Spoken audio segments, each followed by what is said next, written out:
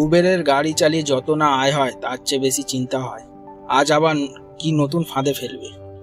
0 commission শুনলে তো মনে হলো যেন স্বর্গের দরজা খুলে গেছে, কিন্তু আসলে সেটা একটাই দরজা যেটার চাবি কিনতে হয় 99 টাকা বা 249 টাকা প্লাস জিএসটি।